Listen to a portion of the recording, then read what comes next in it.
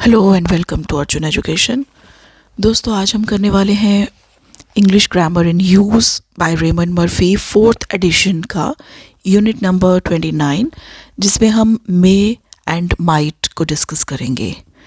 तो उससे पहले अगर आपने हमारा चैनल अभी तक सब्सक्राइब नहीं किया है तो प्लीज़ इसे सब्सक्राइब कीजिए और बेल आइकन ज़रूर प्रेस कीजिए ताकि हमारे आने वाले वीडियोज़ की नोटिफिकेशन आपको मिलती रहे। तो चलिए शुरू करते हैं unit number 29, may and might. दोस्तों, एक बहुत ही इम्पॉर्टेंट कम्युनिकेशन स्किल्स के पॉइंट ऑफ व्यू से this unit 29 is so much important, क्योंकि इसमें हम मे और माइट को डिस्कस करने वाले हैं जो कि हम रोज़मर्रा की लाइफ में बहुत यूज़ करते हैं। तो क्यों यूज़ करते हैं, आज हम ये जानने की कोशिश करेंगे।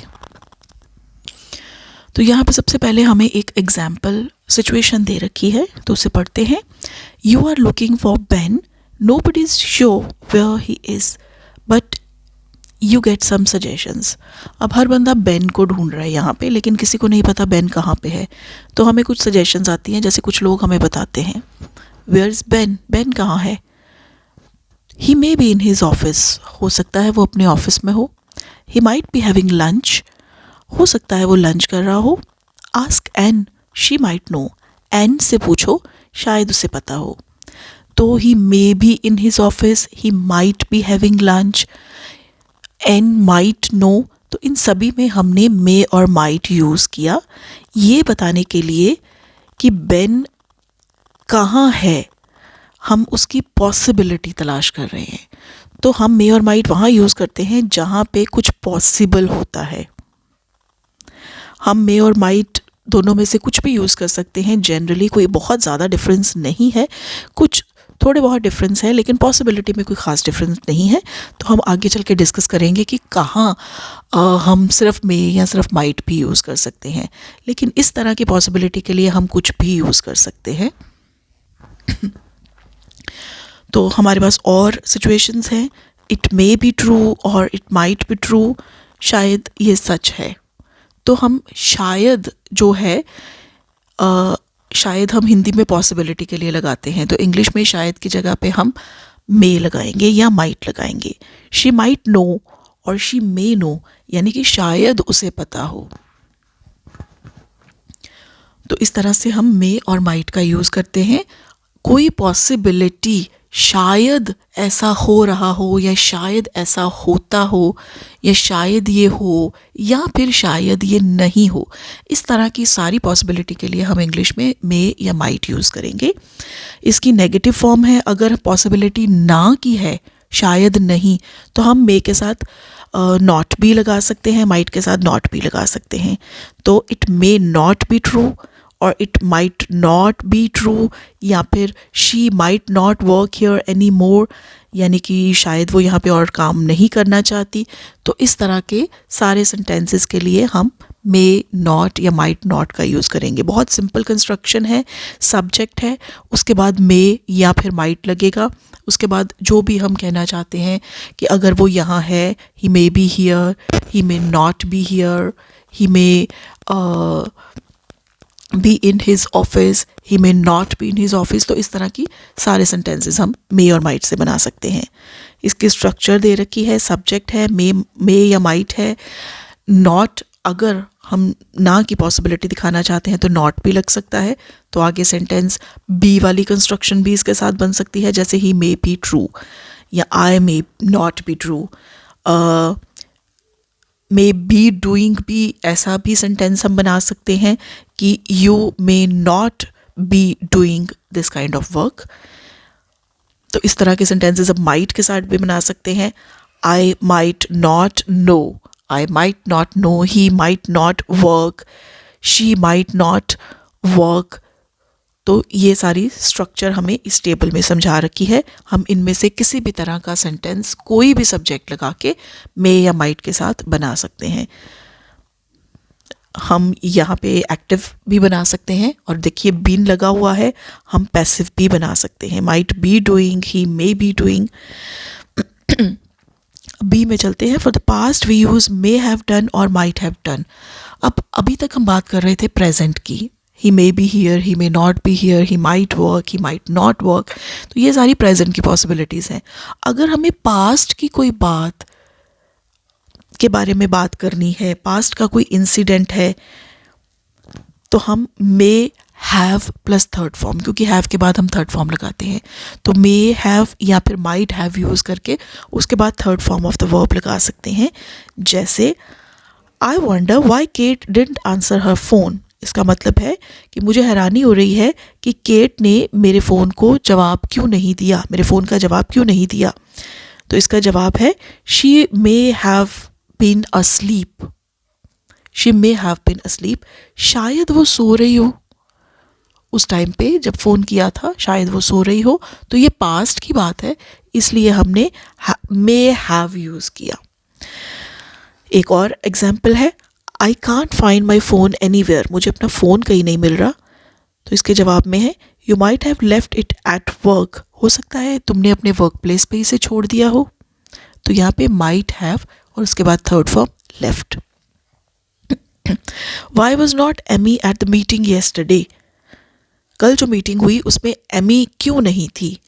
She might not have known about this, हो सकता है उसे मीटिंग के बारे में पता ही ना हो। तो ये सारी पास्ट की एग्जाम्पल्स हैं।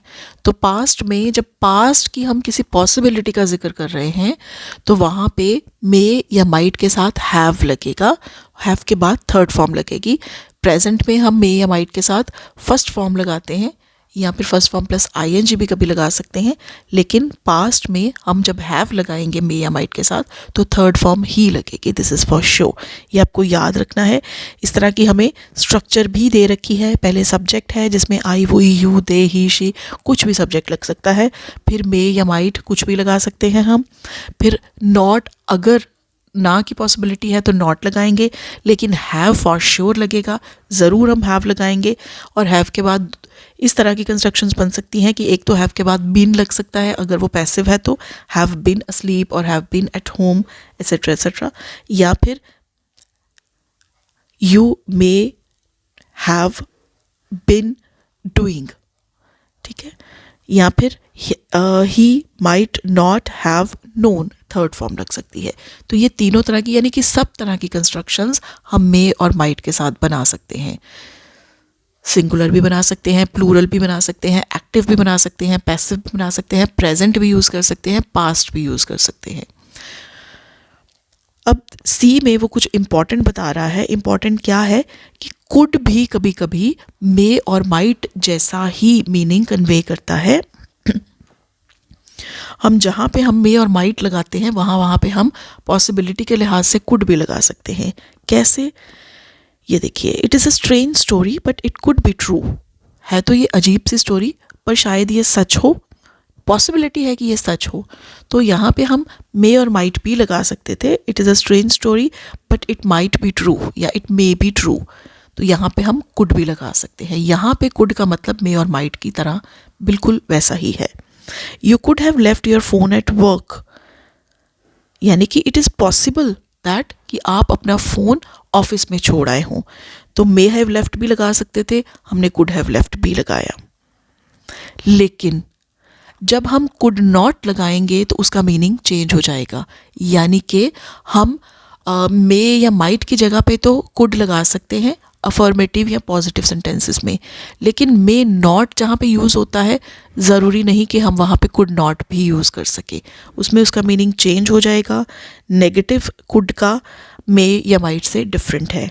कंपेयर करके देखते हैं। Sarah could not have got my message, otherwise she would have replied. तो it is not possible that she could get my message, ये पॉसिबल ही नहीं है कि सारा को मेरा मैसेज ना मिला हो, नहीं तो वो मुझे रिप्लाई ज़रूर करती। तो देखिए यहाँ पे मे और माइट का मीनिंग कुछ और निकलता है। May not, he may not, अगर हम सारा मे नॉट गेट, हम ऐसे मैसेज लगाए तो इसका मतलब क्या होता है, सारा may not got my message, हो सकता है कि सारा को मेरा मैसेज ना मिला हो, है ना। तो लेकिन जब हम कुड नॉट लगाएंगे तो वो कहता है हो ही नहीं सकता कि सारा को मेरा मैसेज ना मिला हो। तो ये पॉइंट बड़ा समझने वाला है। मे नॉट माइट नॉट एक जैसे हैं, लेकिन कुड नॉट में उसका मीनिंग चेंज हो जाता है. So we be very particular about this. हम मे नॉट की जगह पे कुड नॉट नहीं लगा सकते. I wonder why Sara has not reply to my message. मुझे हैरानी हो रही है कि सारा ने मेरे मैसेज को रिप्लाई क्यों नहीं किया. I suppose she might not have got it. हो सकता है, मुझे लगता है कि उसे ये मैसेज ना मिला हो. तो ये एक सिर्फ पॉसिबिलिटी होती है मे और माइट में कि मैसेज ना मिला हो. लेकिन कुड नॉट में उसका मीनिंग बिल्कुल स्टर्न डिफरेंट हो गया. हो ही नहीं सकता उसे ना मिला हो, यानी कि उसे मैसेज ज़रूर मिला होगा. उलट हो गया मीनिंग. तो कुड नॉट वाले सेंटेंसेस में, नेगेटिव वाले सेंटेंसेस में कुड का मीनिंग मे नॉट जैसा नहीं है. तो ये था यूनिट नंबर 29. अब इसकी एक्सरसाइजेज हैं. तो जो भी हमने सीखा है, मेरे ख्याल से आप बड़े इजीली ये एक्सरसाइजेज सॉल्व कर सकते हैं. ये आपकी स्क्रीन पे एक्सरसाइजेज आ रही हैं, तो इसको ज़रूर कीजिए ताकि आपको पता चले आपको क्या समझ आया. And if you find any kind of difficulty, feel free to comment me. मेरे ख्याल से आपको यूनिट नंबर 29 क्लियर हो गया होगा. तो एक्सरसाइजेज की मैं की भी साथ में यहाँ पे डाल रही हूँ ताकि आप अपने आंसर्स को टैली कर सके. तो फ्रेंड्स, ये था हमारा आज का वीडियो. अगर आपको ये वीडियो अच्छा लगा हो तो प्लीज़ इसे लाइक कीजिए, कमेंट कीजिए, इस पे अपने दोस्तों के साथ शेयर कीजिए. और ऐसे ही और वीडियोस देखने के लिए हमारे साथ बने रहिए. Thank you.